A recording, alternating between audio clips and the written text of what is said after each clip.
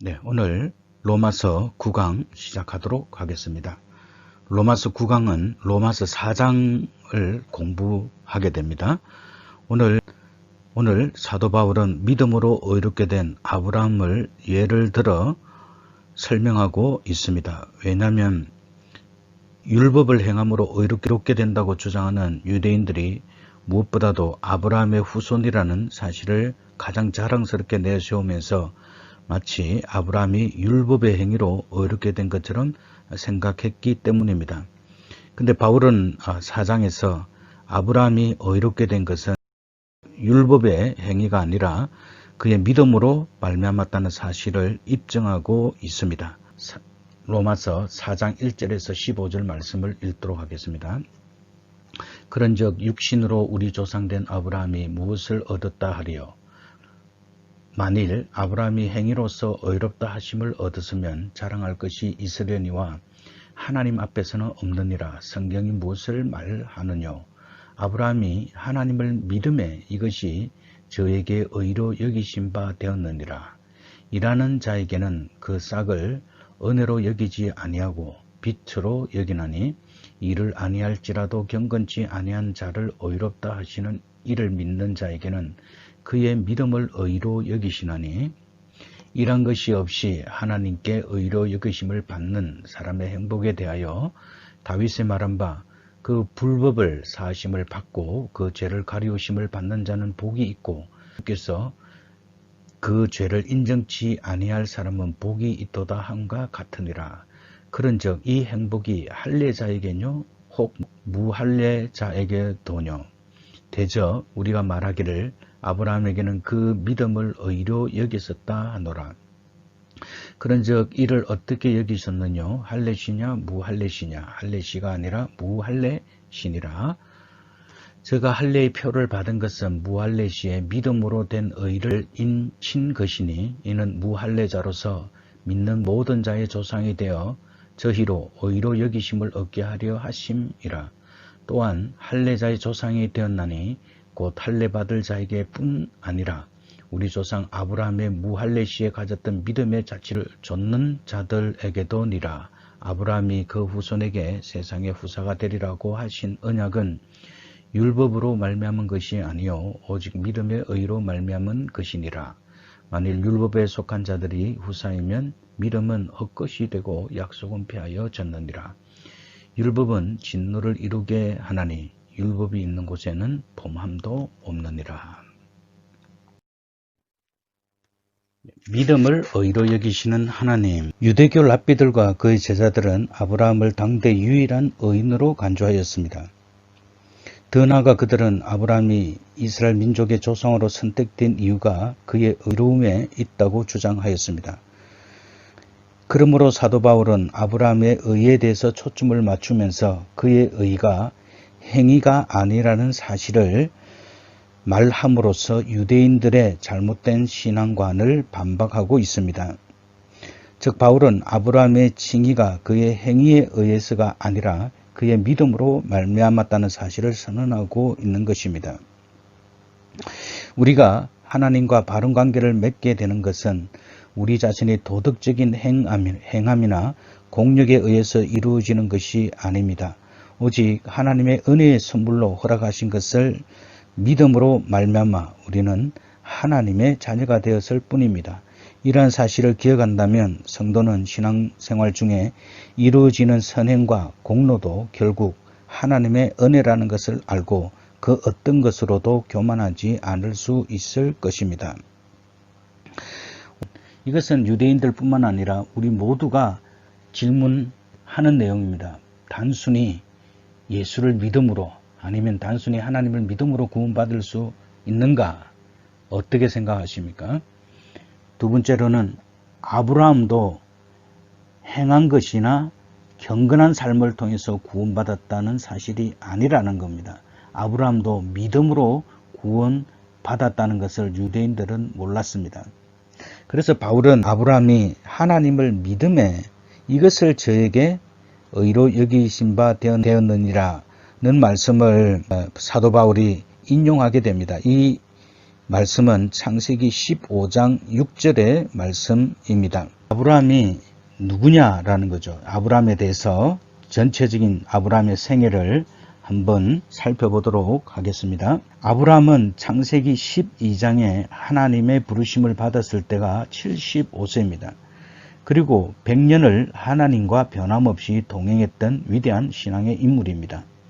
따라서 아브라함은 우리가 믿는 믿음의 표상이며 조상입니다.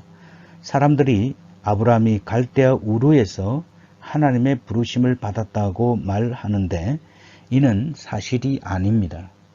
그가 부르심을 받았을 때는 이미 하란에 와 있었기 때문입니다.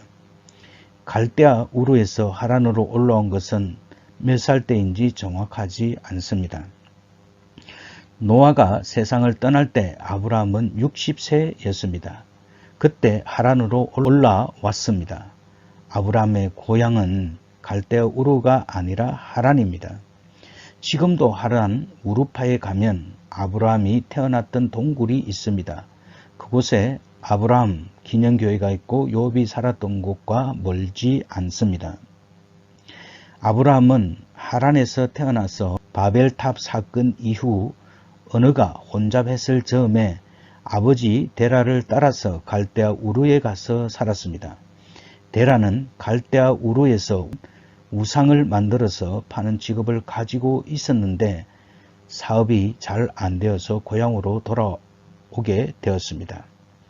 고향 하란에 와서 10년 정도 살고 있을 때 아브라함이 75세 되던 해에 하나님께서 아브라함을 부르셨습니다. 성경을 보면 데라가 죽은 후에 하란을 떠난 것처럼 보이는데 사실은 아닙니다. 데라는 아브라함이 고향을 떠난 후 205세까지 살다가 죽었습니다. 유대인 역사가 요세푸스는 아브라함이 자기 아버지 데라가 장사하려고 많이 만들어 놓은 우상을 모두 때려 부수었다고 기록하였습니다. 아브라함은 오랫동안 전해 내려오는 노아 홍수의 이야기도 전에 들었을 것으로 추정합니다. 노아가 생존해 있었기 때문입니다. 아브라함이 어떻게 우상을 만들어 팔던 아버지 데라의 가정에서 태어나 하나님을 알게 되었을까요? 유대 전설에 의하면 아브라함은 하늘과 별과 달을 보면서 하나님을 더듬어 찾았다고 합니다. 다시 말하면 자연 계시를 통해 하나님이 어떤 분인지는 모르지만 계신 것은 확실하다고 믿었습니다. 이렇게 아브라함이 하나님을 더듬어 찾을 때 하나님께서는 아브라함을 만나 주셨다는 이야기가 유대 역사에 나옵니다. 하나님을 찾지 않는 죄가 가장 큰 죄입니다. 아브라함은 하나님께서 부르셨을 때 망설이거나 주저하지 않고 단번에 응답했습니다. 하나님이 부르실 때에 단번에 응답한 사람들은 하나님의 일꾼이 되는 것입니다. 베드로, 안드레, 요한, 야고보, 세리, 마태 등도 역시 예수께서 부르실 때에 단번에 응답하고 나온 인물들입니다. 어디로 가는 줄 모르고 자신의 사명을 당시에는 몰랐지만 상당히 세월이 흐른 후에 알게 되었습니다.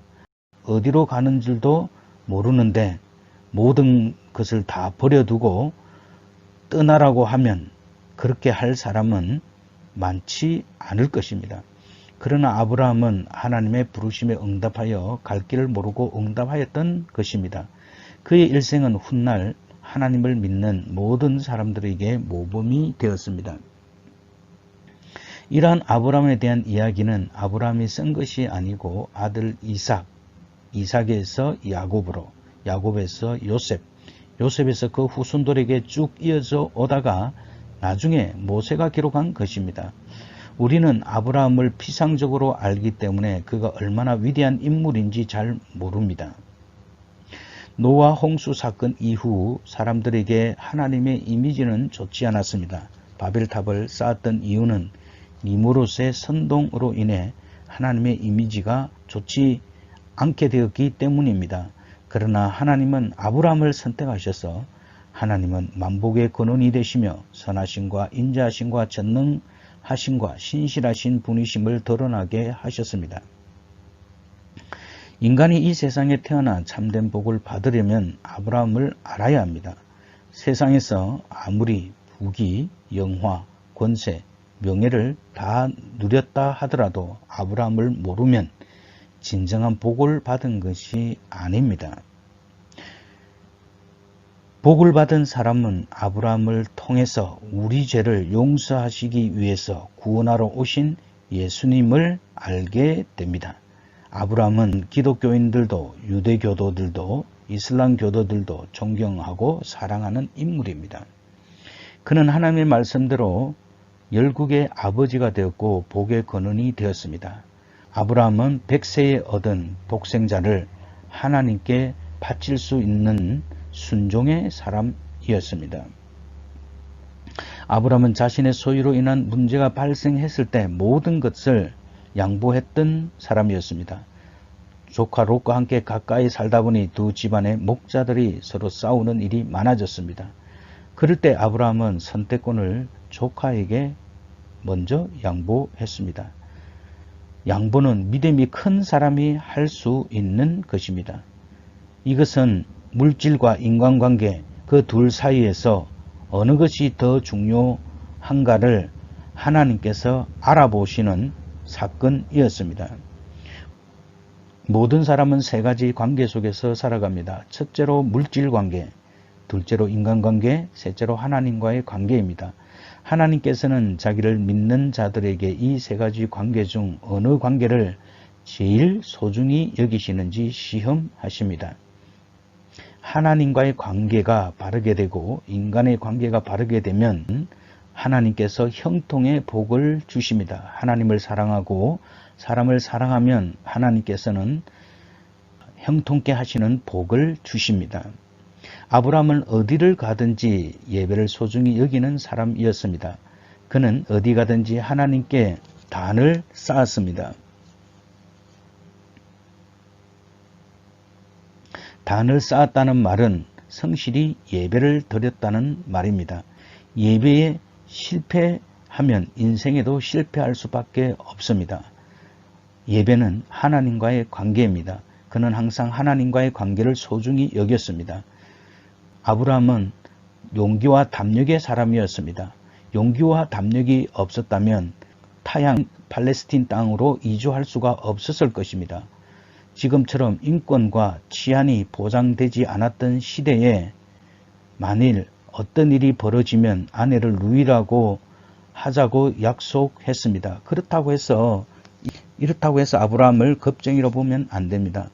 기독교는 겁쟁이는 따라갈 수 없습니다. 하나님을 믿고 따라가는 것은 용기와 담력이 필요합니다.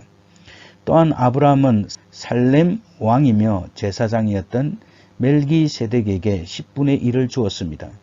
11조의 조상은 야곱이 아니라 아브라함입니다. 모세의 율법을 따라 드린 것이 아니라 율법이 생기기 500년 전에 이미 아브라함은 지극히 높으신 하나님의 제사장 멜기세덱에게 11조를 드렸습니다. 아브라함은 접대를 잘했던 인물이었습니다. 길거리에서 만났던 사람을 대접하기 위해서 집으로 모셔들여 왔던 사람입니다. 아내 사라 역시 또한 대단한 사람이었습니다. 그녀는 손님이 오면 살진 송아지를 잡아 대접했습니다. 만약 오늘날 남편이 그렇게 한다 그러면 그것은 문제가 생길 요지가 대단히 큰 것입니다. 사람이 사람을 반가워하고 손님을 잘 대접하는 것은 복을 받는 길입니다. 그렇게 하다가 보면 천사도 대접하고 하나님도 대접을 하게 됩니다. 아브라함은 중보기도를 처음 시작한 인물이었습니다. 아브라함은 자기 문제를 가지고 매달린 자가 아니라 남의 문제를 놓고 하나님 앞에 매달려 기도했던 사람이었습니다. 소돔과 고모라를 위해 50명, 45명, 40명, 30명, 20명, 10명까지 하다가 더 이상 내려오지 못하다가 차마 조카 롯을 살려달라는 말을 못했지만 하나님께서는 그 마음을 알고 계셨습니다. 하나님은 소돔과 고모라를 심판하시는 중에 아브라함을 생각하시고 조카 롯을 구해냈다고 성경은 기록하고 있습니다. 아브라함의 신실한 삶은 옆에서 그의 삶을 지켜보았던 사람들을 감동시켰습니다. 그랄의 아비멜렉은 군대장관 비골과 함께 아브라함을 찾아와 상호조약을 맺고자 했는데 그 이유는 아브라함의 삶 속에 하나님이 함께 하심을 분명히 보았기 때문입니다. 바로 이것은 아브라함이 거룩한 삶과 깨끗한 삶을 살았다는 증거가 됩니다. 우리의 삶 속에서 하나님이 나타난 삶은 많은 사람들에게 감동을 줄 수 있습니다. 아브라함은 인재를 키우고 사람을 키우는 사람이었습니다. 사람을 기른다는 것은 참으로 거룩한 일입니다. 아브라함이 자기 집에서 길리우고 연습시킨 자가 318명이었습니다. 그 중에 대표가 다메섹의 엘리에셀입니다. 다메섹 엘리에셀이 얼마나 믿음이 신실하였는지 그의 삶을 보면 때로는 아브라함보다 믿음이 더 좋은 것 같이 보이기도 합니다. 아브라함이 기른 318명은 아브라함과 생사고락을 같이 할 수 있는 사람들입니다. 다메섹 엘리에셀이 얼마나 믿음이 충성스러웠는지 이삭이 태어나지 않았더라면 그가 상속자가 되었을 정도로 충성스러웠던 자였습니다. 이상에서 우리가 아브라함의 전체적인 그 삶들을 이렇게 살펴보았습니다. 오늘 아브라함이 의롭게 된 근거는 바로 창세기 15장에 나와 있습니다. 창세기 15장을 읽어 드리도록 하겠습니다. 15장 1절부터 이후에 여호와의 말씀이 이상 중에 아브람에게 임하여 가라사대. 이때는 창세기 15장에서는 아직까지 아브라함으로 이게 이름이 달라지지 않았습니다. 아브라함으로 이름이 달라지는 것은 창세기 17장에서 하나님께서 다시 이름을 바꾸게 하시고 또 할례의식을 행하게 합니다. 창세기를 읽을 때 12장이 대단히 중요합니다. 왜냐하면 하나님께서 아브라함을 부르시는 내용이거든요. 근데 하나님께서 아브라함을 부르셨는데 하나님께서 바로 자녀를 주신 것이 아니고 하나님께서 25년의 그 훈련을 시키셨습니다. 그래서 창세기 17장에는 아브라함이 100세가 되던 해에 하나님께서 최종적으로 그 언약을 새롭게 하시는 내용이 창세기 17장에 나와 있습니다. 그래서 12장과 17장은 아브라함 생에 있어서 가장 중요한 포인트장이 바로 12장과 17장이라는 것을 먼저 제가 말씀드립니다. 근데 오늘 창세기 15장에는 아브라함이 하나님을 믿을 때 그것을 의로 여기셨다. 창세기 15장 1절에서 8절까지를 읽도록 하겠습니다. 이후에 여호와의 말씀이 이상 중에 아브라함에게 임하여 가라사대 아브라함아 두려워 말라. 나는 너의 방패요 너의 지극히 큰 상급이니라. 아브라함이 가로되 주 여호와여 무엇을 내게 주시려나이까. 나는 무자하오니 나의 상속자는 이 다메섹 엘리에셀이니이다. 아브라함이 또 가로되 주께서 내게 씨를 아니 주셨으니 내 집에서 길리운 자가 나의 후사가 될 것이니이다. 여호와의 말씀이 그에게 임하여 가라사대 그 사람은 너의 후사가 아니라 내 몸에서 날 자가 내 후사가 되리라 하시고 그를 이끌고 밖으로 나가 가라사대 하늘을 우러러 무뼈를 셀 수 있나 보라. 또 그에게 이르시되 내 자손이 이와 같으리라. 아브라함이 여호와를 믿으니 이 말이 대단히 중요합니다. 믿으니 15장 6절에요. 아브라함이 여호와를 믿으니 여호와께서 이를 그의 의로 여기시고.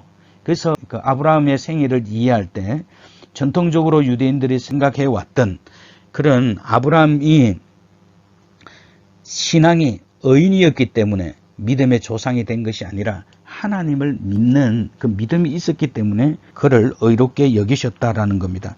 그렇게 했을 때 하나님께서 또 그에게 이르시되 나는 이 땅을 내게 주어.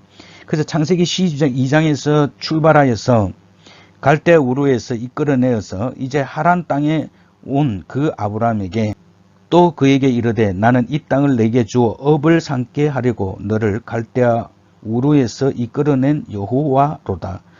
그가 가로되 주 여호와여 내가 이 땅으로 업을 삼을 줄을 무엇으로 알리까. 이렇게 해서 그 하란 땅을 주시겠다고 말씀하는 것을 볼 수 있습니다. 오늘 여기에 보면 엘리에셀에 대한 이야기가 나오는데 아브라함의 고향인 갈대아 우르에서 발견된 그 누지 점토반에 의하면 당시 자녀가 없는 부부는 양자를 입양시켜 노년기에 도움을 받고 또 자기들의 장례를 잘 치르게 하였다고 합니다. 아브라함의 종 엘리에셀은 이런 풍습에 따라 양자로서 아브라함의 대를 이을 후사로 간주되었던 것입니다. 아브라함은 이제 하나님께서 주신다고 한 그 약속을 믿었지만 이루어지지 않으니 하나님 앞에 이제 엘리에셀이 자기의 후사가 되기를 원합니다. 그렇게 했을 때 하나님께서는 그를 이끌어내서 하늘을 바라보게 하시고 별을 세어보라고 하셨습니다. 그리고 그의 자손이 하늘의 별들처럼 많아질 것이다 라고 하나님께서 그렇게 말씀하셨는데, 이미 아브라함 자체는 엘리에셀을 자기 상속자로 이렇게 지정을 했기 때문에 더 이상 자녀를 생산할 수 없는 그것을 확실히 아브라함이 알았습니다. 근데 하나님께서 그 약속을 주셨을 때 하나님이 주신 그 약속을, 하나님께서 말씀하신 그 언약을 믿었습니다. 그렇게 했을 때 하나님께서는 그것을 아브라함의 의로 여기셨다라는 것입니다. 바로 이것이 유대인이 놓치고 있었던 하나님께 의롭게 되는 길이었습니다. 우리도 마찬가지로 우리가 하나님 앞에 의롭다함을 얻을 수 있는 것은 바로 그리스도를 믿게 될 때 그렇게 의롭다함을 얻을 수 있는 것입니다. 따라서 이 믿는다는 말은 하나님을 신뢰하다, 전적으로 의지하다라는 뜻이 담겨져 있습니다. 따라서 아브라함은 후손에 대한 하나님의 약속을 인격적으로 신뢰하며 그 말씀에 대한 전적으로 의지하면서 더 나아가 자신의 후손을 통하여서 약속된 메시아가 온다는 것을 신앙으로 믿고 신뢰하고 의지했다라는 말입니다. 많은 사람들이 아브라함을 이야기할 때 자녀를 이야기하는데 그 아브라함은 그 정도의 약속을 믿은 것이 아니라 자신의 후손들을 통하여서 예수 그리스도, 다시 말하면 메시아가 올 것을 믿었기 때문에 하나님께서 그 믿음, 다시 말하면 자신의 후사를 통하여서 약속된 메시아가 와서 모든 사람들이 복을 얻고 구원을 받는 그 믿음이 있었기 때문에 하나님께서는 그것을 의로 여기셨다라는 말입니다.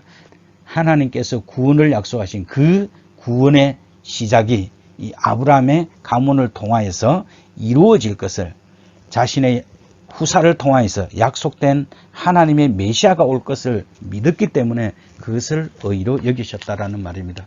따라서 우리가 구약 성경이나 신약 성경 모두가 다 우리가 믿는다라고 이야기했을 때 바로 이 약속을 믿는 것입니다. 모든 약속은 다 어디에 다 초점을 맞추고 있습니까? 예수 그리스도입니다. 예수 그리스도를 믿을 때만 우리가 하나님 앞에 의롭게 될 수 있는 것입니다. 자, 그런즉 육신으로 우리 조상된 아브라함이 무엇을 얻었다 하리요? 아브라함이 행위로서 의롭다 하심을 얻었으면 자랑할 것이 있으려니와 하나님 앞에서는 없느니라. 성경이 무엇을 말하느뇨? 아브라함이 하나님을 믿음에 이것이 저에게 의로 여기신 바 되었느니라. 아브라함은 2000년 후에 오실 예수 그리스도를 바라보고 믿었다라는 것입니다. 그래서 하나님의 궁극적인 그 언약이, 모든 민족이 다 복을 받는 그 언약이 자신의 후손을 통해서 이루어질 것을 바라보는 그 아브라함의 믿음, 그것이 하나님 앞에 의로운 것입니다. 자, 아브라함은 할례를 통하여서 의롭다함을 받지 않았다. 할례는 의롭다함을 받은 14년 후에 이루어졌다. 자, 이 아브라함의 할례 의식은 창세기 17장에 나와 있는데, 이 창세기 17장은 12장만큼 아브라함이 부름을 받은 것만큼 중요한 장입니다. 이때 아브람에서 아브라함으로 이름을 바꾸게 합니다. 그리고 확실하게 자녀를 준다는 그 표징으로 할례 의식을 행하게 하는 것을 볼 수 있습니다. 창세기 17장 1절에서 8절까지 읽어드리도록 하겠습니다. 아브라함의 99세 때에 여호와께서 아브라함에게 나타나서 그에게 이르되 나는 전능한 하나님이라. 너는 내 앞에서 행하여 완전하라. 내가 내 언약을 나와 너 사이에 세워 너로 심히 번성케 하리라 하시니 아브라함이 엎드린데, 다시 말하면 그 하나님의 신실하신 언약 앞에 믿음으로 받아들이는 행위가 바로 하나님 앞에 엎드리는 거죠. 하나님이 또 그에게 일러 가라사대 내가 너와 내 언약을 세우리니 너는 열국의 아비가 될지라. 이제 후로는 내 이름을 아브라함이라 하지 아니하고 아브라함이라 하리니 이는 내가 너로 열국의 아비가 되게 하려 함이라. 하나님께서 아브라함에서 아브라함으로 이렇게 바꿔주는 것을 볼 수 있는데, 아브라함은 고귀한 아버지라는 개인적인 성격의 이름입니다. 근데 아브라함은 많은 무리, 열국의 아버지가 되는 것입니다. 이것은 하나님께서 주신 공적인 이름입니다. 다시 말하면 없는 것을 있는 것까지 부르시는 하나님은 아직까지 약속의 아이조차 없는 아브라함을 아브라함으로 부르심으로 그를 열방 무리의 아버지로 지명하셨습니다. 따라서 이 이름은 하나님이 지금까지 주신 언약에 대한 또 한 번의 확인인 동시에 그를 통하여 이루어질 만인 구원의 역사에 대한 예언이기도 합니다. 그리고 나서 하나님은 창세기 9절에 보면 하나님이 또 아브라함에게 이르되 그런즉 너는 내 언약을 지키고 내 후손도 대대로 지키라. 아브라함에게 이제 이야기했던 그 언약이 하나님께서 어떻게 말씀하십니까? 내 후손도 대대로 지키라. 아브라함만 지키는 그 언약이 아니라 후손들도 대대로 지켜야 될 그 언약이다라는 겁니다. 다시 말하면 그 아브라함의 씨를 통하여서 대적의 문을 얻게 하시는, 그 약속된 메시아가 오게 하시는 그 언약을 그의 후손들이 대대로 지켜야 된다라는 것을 말씀해 주고 있습니다. 너희 중 남자는 다 할례를 받으라. 이것이 나와 너희 후손 사이에 지킬 내 언약이니라. 너희는 양피를 베어라. 이것이 나와 너희 사이의 언약의 표정이니라. 대대로 남자는 집에서 난 자나 혹은 너희 자손이 아니요 이방 사람에게서도 돈으로 산 자를 물어나고 난 지 8일 만에 할례를 받을 것이니라. 너희 집에 난 자든지 너희 돈으로 산 자든지 할례를 받아야 하리니 이 언약이 너희 살에 있어 영원한 언약이 되려니와 할례를 받지 아니한 남자 곧 양피를 베지 아니하는 자는 백성 중에 끊어지리니 그가 내 언약을 배반하였음이니라. 그리고 그 사라에게도 하나님께서 사례라 하지 말고 사라라고 웃음으로 하나님께서 바꿔줍니다. 원래 사례는 여주인이라는 뜻이고 사라는 웃음이라는 뜻입니다. 그렇게 해서 하나님께서 이름을 바꿔주심으로 완전히 그 언약을 새롭게 하신 것을 볼 수 있습니다. 구약시대의 할례와 언약, 또 신약시대의 세례와 신앙의 관계를 우리는 생각해 봐야 됩니다. 할례는 주위를 자른다라는 뜻입니다. 표피를 베어내는 것을 말합니다. 생후 8일째 되는 날 이 언약의 표징은 8일째 되는 날 시행하게 되어 있습니다. 이것은 이 할례는 하나님 언약에 대한 인간 편에서의 순종을 나타내는 표입니다. 다시 말하면 언약의 자손, 아브라함의 자손이라는 표를 받게 되는 것입니다. 이것을 행함으로 이스라엘 민족과 이방 민족을 구별하는 표시가 되었습니다. 그리고 이것은 선민의식을 일깨움과 동시에 언약 공동체의 일원이 되는 것을 상징하는 표입니다. 여호와의 언약을 영원히 기억하게 하는 표라는 것입니다. 그리고 하나님 앞에 도덕적 순결을 지키겠다는 표이기도 합니다. 신약 시대에는 바로 이 할례가 세례로 바꿔진 것을 볼 수 있습니다. 이 할례의 영적 의미는 세례 속에 들어 있습니다. 따라서 바울은 이런 그 육적인 그 할례를 하지 말고 마음의 할례를 강조하게 되었다라는 것입니다. 진정한 할례는 육신의 할례가 아니라 마음의 할례를 우리는 하여야 합니다. 신약 시대에서는 육체적 할례는 더 이상 의미가 없다고 그 세례가 떠맡게 되었습니다. 따라서 세례는 믿음과 구원의 징표입니다. 세례는 그리스도인이 그리스도와 함께 십자가에 못 박혀 장사되는 것을 상징하는 손으로 하지 아니한 그리스도의 할례입니다. 물론 세례도 할례의 경우와 같이 믿음과 구원의 표시일 뿐이지 그 자체가 결코 믿음과 동일시될 수 없으며 구원의 증거나 조건이 될 수도 없습니다. 하나님께서 아브라함에게 약속하셨던 축복과 구원을 믿음으로 받아들이는 자에게 할례가 그 순종과 믿음의 표시가 되었듯이 예수 그리스도를 구주로 믿고 고백하는 자에게 있어서 세례는 믿음의 표시가 될 뿐입니다. 구약 시대에서 할례가 사회적으로 언약 공동체의 이론임을 보여주는 행위였던 것 같이 오늘날 세례도 그가 이 땅에 교회에 속하였음을 보여주는 정표가 되는 것입니다. 자, 따라서 아브라함은 할례를 통하여서 이런 어떤 행한 것을 통하여서 하나님 앞에 의롭게 된 것이 아닙니다. 창세기 15장에서 하나님을 믿으니 의롭다함을 받았다는 그 이후에 14년 후에 이루어졌기 때문입니다. 자, 따라서 우리는 할례를 받았느냐, 할례를 받지 않았느냐 이것이 중요한 것이 아니라 하나님을 믿는 그 믿음이 바로 우리로 하여금 의를 얻게 한다는 것입니다.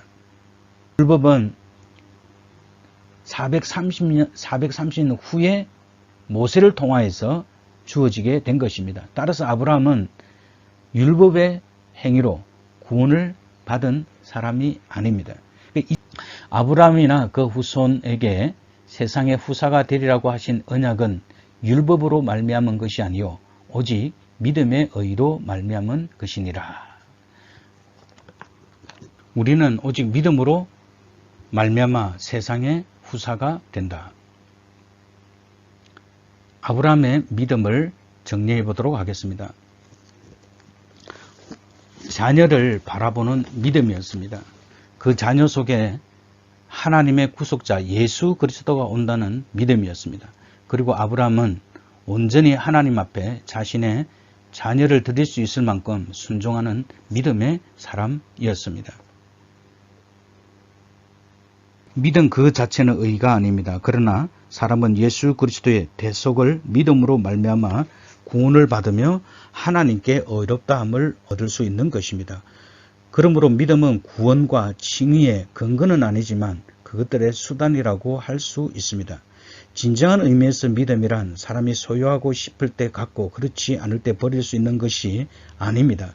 왜냐하면 믿음은 택하신 자를 구원하시기 위해 은혜로 허락하신 하나님의 선물이기 때문입니다. 따라서 성도들은 자신의 믿음이 훌륭하다거나 다른 사람들에 비해 우월하다고 자랑해서는 안 되며 다만 자신이 갖고 있는 믿음의 분량을 따라 하나님의 사명을 찾고 그것을 감당하기에 힘써야 할 것입니다.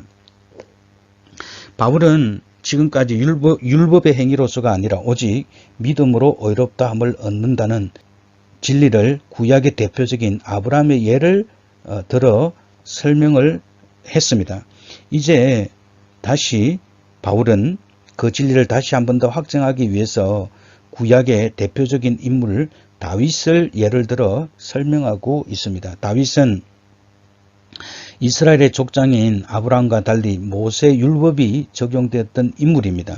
그러므로 당시 의로운 사람으로 칭송받던 다윗이 율법에 어긋나는 행동을 함으로써 죄를 범했지만 하나님께서는 그 죄를 용서해 주셨다는 사실을 말하고 있는 이 부분의 기록은 바로 믿음으로 말미암아 의롭게 된다는 진리를 더욱더 확고하게 말해주고 있습니다.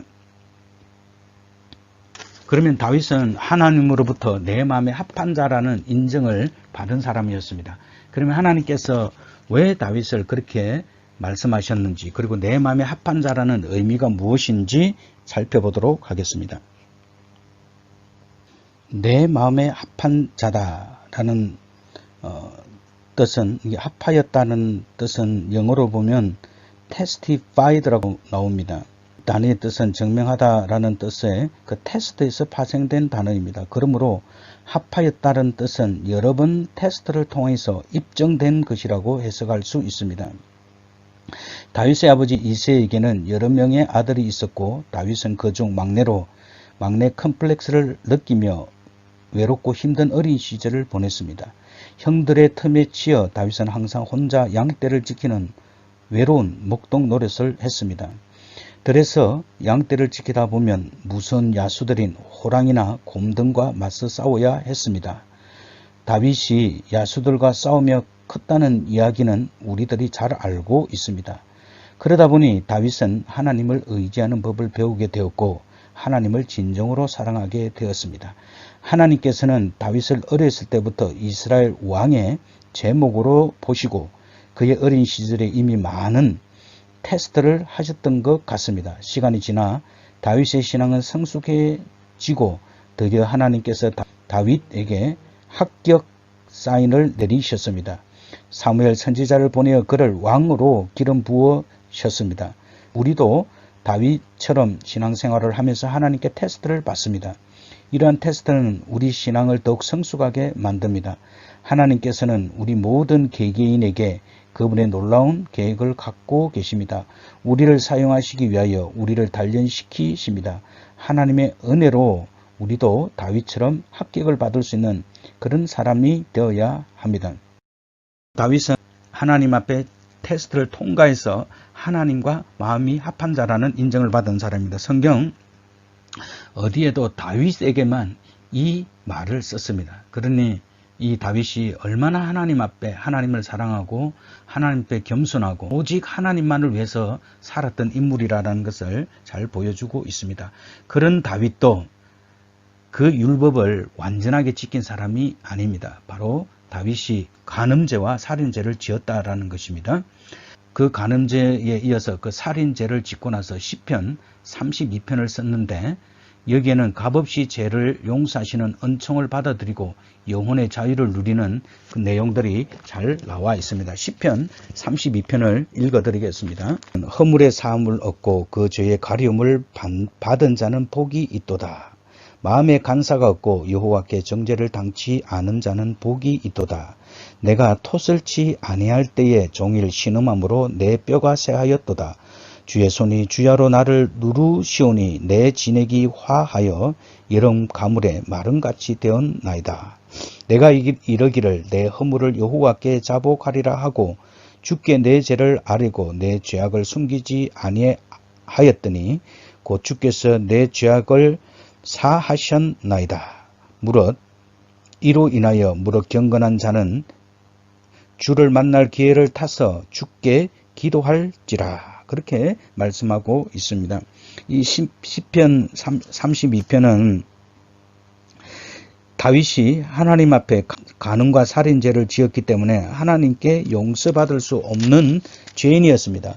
그럼에도 불구하고 다윗의 회개를 하나님께서는 받아주셔서 그리고 나서 이 죄의 사함을 받는 사람들의 그 행복에 대해서 오늘 진술하고 있습니다. 회개는 인간 편에서는 죄의 고백과 하나님 편에서는 용서를 통한 하나님과 인간의 온전한 관계 회복을 말씀하고 있는 것입니다. 인간은 하나님이 만든 피조물이므로 하나님을 떠나서는 온전한 삶을 누릴 수가 없습니다. 우리 속에 있는 죄는 하나님과의 관계를 파괴시키는 것입니다. 이것을 해결하기 위해서는 우리는 회개를 통하여서 하나님 앞에 나아가게 됩니다. 하나님께서는 먼저 죄의 용서를 약속해 주셨다는 것입니다. 따라서 하나님께서 죄의 용서를 먼저 약속해 주셨기 때문에 우리는 회개를 통하여서 하나님과 관계를 회복할 수 있는 것입니다. 이 시편 32편은 다윗이 아주 불의한 방법으로 우리아의 아내 바세바를 취한 후 그리고 그 우리아를 전장에 나가서 죽게 한 후 하나님 앞에 철저하게 회개한 후 그 용서받은 기쁨을 노래한 것입니다. 따라서 이 32편은 시편 51편과 직접적인 관계를 맺고 있습니다. 그래서 이 시편 32편에는 용서받은 자의 기쁨을 선포하고 있고, 그리고 회개하기 이전에 그 마음의 괴로운 상태를 표현하고 있고, 그리고 회개하고 난 후 하나님께서 주시는 죄의 고백 이후에 오시는 그 용서들을 자신의 체험을 바탕으로 우리들에게 잘 권면해 주고 있고, 결론은 11절에 보면 너희 의인들아 여호와를 기뻐하며 즐거워할지어다. 마음이 정직한 너희들아 다 즐거이 외칠지어다. 이렇게 끝을 맺고 있습니다. 이 시편 51편은 다윗의 애절하고도 가슴 아픈 참회의 그 마음이 잘 나타나 있습니다. 자신이 밧세바와 간음한 후 이 죄를 은폐하기 위하여 그의 남편 우리아를 위험한 전쟁터로 보냈습니다. 그래서 우리아는 그 전쟁터에서 나가서 죽게 되었습니다. 하나님께서는 나단 선지자를 보내어 다윗을 책망하게 됩니다. 그 내용이 사무엘하 11장, 12장에 나와 있습니다. 그러자 하나님의 사람 나단 선지자의 책망을 듣고 다윗은 바로 하나님 앞에 자신의 죄과에서 마음속 깊은 곳에서 나오는 그 오열과 통회하는 그 다윗의 겸허한 마음이 이 시편 51편에 잘 나타나 있습니다. 바로 이것이 다윗의 회개가 바로 우리가 그리스도를 믿을 때, 우리가 그리스도 앞에 죄를 회개할 때 다윗과 같은 죄에 대해서 깊은 통회와 또 겸허한 마음으로 하나님의 은혜를 받으려는, 하나님의 은혜가 아니면 살 수 없다는 그 마음이 우리가 하나님 앞에 표현되어야 된다는 것입니다. 시편 51편 4절에 보면 내가 주께만 범죄하여 이렇게 되어 있다고 해서 다윗이 그 죄가 사람에게는 죄를 범하지 아니했다 그렇게 생각하는데, 그것은 그렇게 이해해서는 안 되고, 그의 범죄가 사람을 향한 것이기에 앞서 더 크신 하나님께 대한 직접적인 범죄가 된 것으로 그렇게 보아야 됩니다. 우리는 죄를 짓기 전에 하나님 앞에 그 죄의 유혹, 그 죄의 마음이 하나님 앞에 더 큰 죄라는 것을, 범죄라는 것을 우리는 인식하게 될 때, 죄의 유혹이 올 때, 요셉이 보디발의 아내의 그 유혹을 받았을 때 어떤 고백을 했습니까? 내가 어찌 이 큰 악을 행하여 하나님께 덕죄하리이까? 하나님 앞에 범죄할 수 있습니까? 라고 고백한 것처럼 우리는 어떤 죄를 짓게 되면 그 사람에게 잘못한 것을 생각하고 잘못을 빌어야 되지만, 그 이전에 우리는 하나님 앞에 죄를 지었다는 그 사실을 우리가 먼저 인정하는 것이 필요하다는 것입니다. 따라서 그렇게 될 때 우리는 그것이, 그러니까 인간의 행한 그 죄 이전에 내가 하나님 앞에 범죄했다는 그 사실을 우리가 인정하게 되면, 하나님은 어떻습니까? 죄를 고백하고 용서를 구하면 하나님은 값없이 예수 그리스도의 보혈을 보시고 우리를 용서하시고 하나님의 자녀가 되는恩寵을 주시고, 우리 영혼은 진리를 알지니 진리가 너희를 자유케 하리라 라는 그 말씀처럼 우리 영혼은 하나님 앞에 자유함을 얻을 수 있게 되는 것입니다. 죄를 회개하지 않으면 우리 영혼이, 우리 마음이, 우리 심령이 괴롭습니다. 그래서 이 다윗은 내가 이 죄 때문에 종일 신음함으로, 그 죄를 고백하지 않으므로 내 뼈가 쇠하였다라고 이야기하고 있는데, 이것은 뭐냐, 죄가 그 육신의 건강 상태까지도 나쁘게 만들었다라는 것입니다. 따라서 다윗은 하나님 앞에 그 허물을 고백했습니다. 그리고 뭐라고 고백합니까?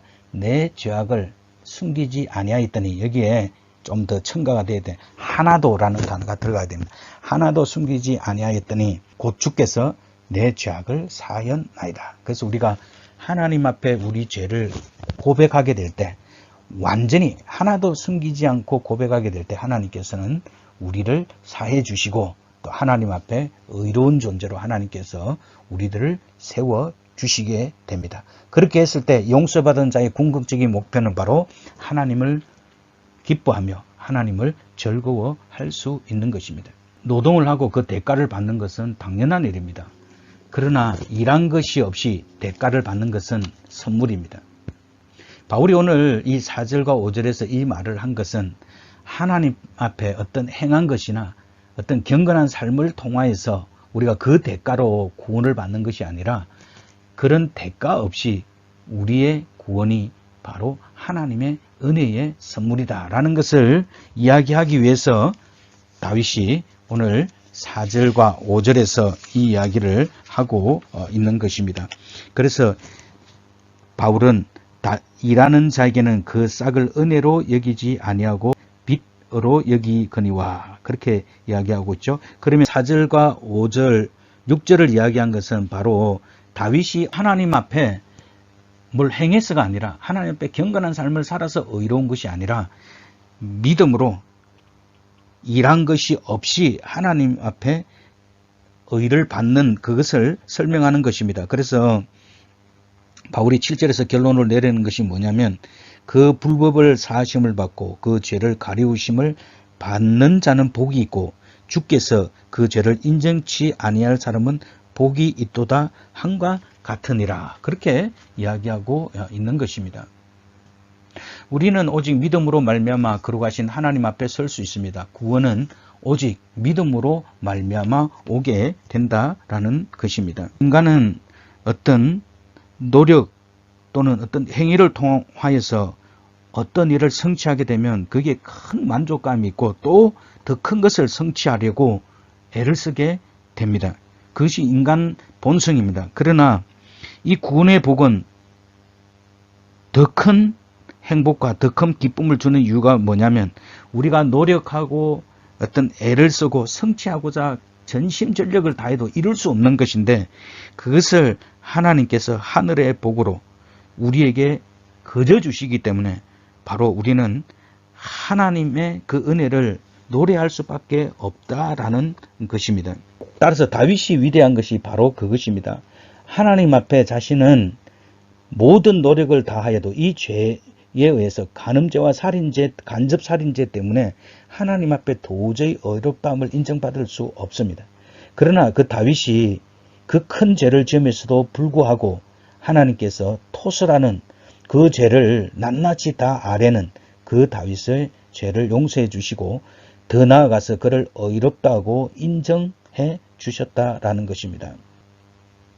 따라서 우리는 삶의 모든 의미와 그 만족을 어디에서 출발해야 되냐면 모든 죄를 사해 주시고 구원을 베풀어 주시는 하나님의 은혜와 사랑에 있게 될 때 바로 우리의 모든 참된 행복이 온다라는 것을 우리들에게 보여주고 있습니다. 결론적으로 아브라함은 절대적인 믿음이었습니다. 죽은 자를 살리며 없는 것을 있는 것 같이 부르시는 하나님을 믿었습니다. 아브라함 믿음을 16절에서 23절을 좀 정리를 다시 더 하면 첫째, 아브라함이 믿은 하나님은 죽은 자를 살리시는 분이시다. 하나님은 인간의 능력으로 출산할 능력이 없는 아브라함과 그 아내 사레 사이에서 약속의 아들을 출생하게 하실 뿐만 아니라 예수 그리스도를 죽은 자 가운데 살리신 전능하신 분입니다. 그리고 또 하나님은 아브라함이 믿은 하나님은 없는 것을 있는 것 같이 부르시는 이십니다. 여기서 부르시는 이라는 뜻은 존재하게 하다 또는 창조하다라는 의미를 지니고 있습니다. 자녀를 생산할 수 없는 아브라함과 사라에게 이삭의 출생을 알리신 하나님은 하늘의 무수한 별들을 지시하시면서 내 후손이 이와 같으리라고 선언하시고 또 내가 너를 많은 민족의 조상으로 세웠다고 하심으로써 없는 것을 있는 것 같이 부르셨을 뿐만 아니라 실제로 그러한 모든 약속들을 다 지켜주셨습니다. 이러므로 하나님은 창조와 부활의 하나님이십니다. 이 하나님께서 예수 그리스도를 죽은 자 가운데서 다시 살리심으로 예수 믿는 모든 자의 하나님이 되셔서 우리의 모든 기도에 응답해 주십니다. 갈수록 강화되는 믿음이었다라는 것입니다. 하나님께서 아브라함에게 75세의 약속을 주셨고 100세의 아들을 낳을 때까지 하나님은 아브라함을 사실을 더 믿을 수 있도록 하나님께서 아브라함을 만들어가고 이끌어가시는 것을 볼 수 있습니다.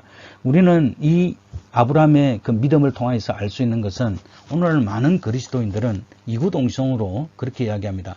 옛날에 참 그때는 뜨겁게 내가 믿었는데 그 옛날에는 내가 이거보다 더 열심히 신앙생활을 했는데 우리가 그런 이야기들을 다들 하는 것을 볼 수 있습니다. 그것은 우리가 이 아브라함 신앙을 통해서 다시 한번 도전을 받아야 됩니다. 우리가 믿는 하나님은 세월이 가고 시간이 갈수록 더 많은 믿음의 시간이 있을수록 우리의 믿음은 더 강해지고 더 확고해져야 됩니다. 자, 이것이 어디에 근거를 두게 될 때 그렇게 될 수 있느냐면 바로 하나님 나라, 우리에 대한 부활 신앙이 확고하게 될 때 바로 우리의 믿음은 더욱 강화되게 됩니다.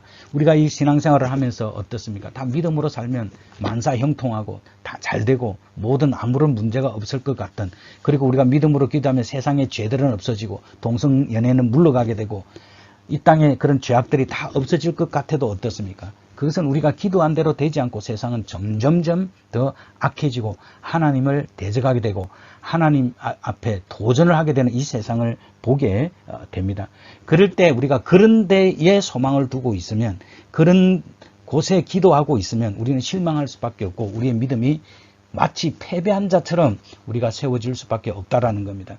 그래서 우리의 믿음은 어디에 두어야 되냐면, 왜냐하면 바울이 이야기한 것처럼 완전한 구원인 부활에 이르도록 부활을 향해서 나아가는, 다시 말하면 하나님 나라를 소망하고 그 나라가 점점 더 가까웠다는 그 분명한 확신을 가지고 살게 될 때 바로 우리는 강화되는, 더 믿음이 강하게 되는 그 믿음을 가질 수 있다라는 것입니다.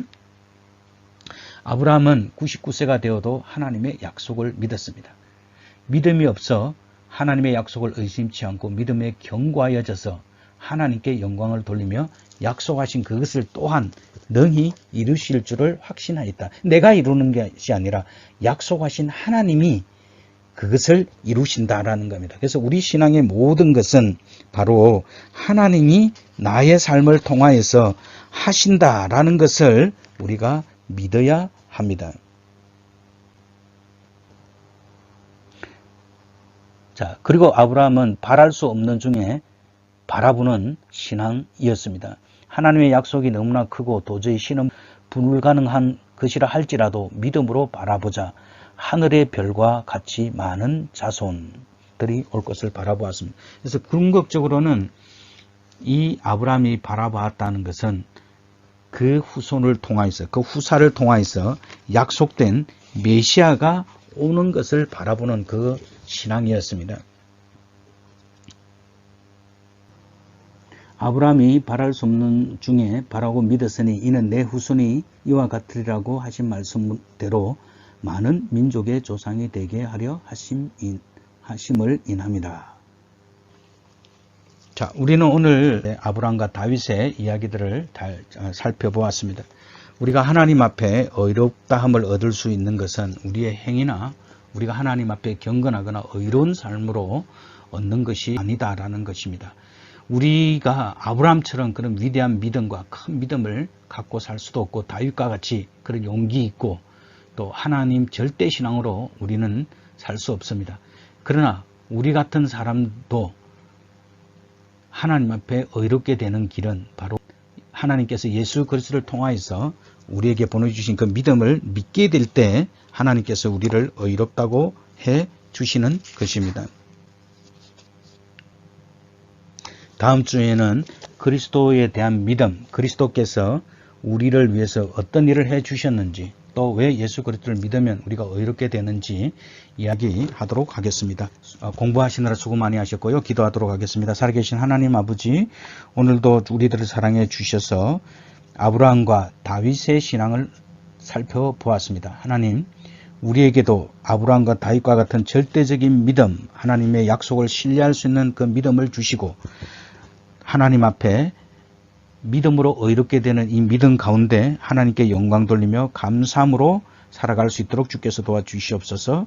그리고 오늘 다윗의 신앙에서 그가 가장 위대한 것은 영토를 넓히고 하나님의 성전을 준비한 그런 행위들이 아니라 큰 죄를 지었을 때 하나님 앞에 철저하게 회개하고 그 용서를 받고 그 하나님이 주시는 자신의 행위가 아닌 하나님이 주시는 그 의를 믿음으로 받아들여서 하나님 앞에 즐거이 노래하며 감사하는 내용들을 우리가 살펴보았습니다.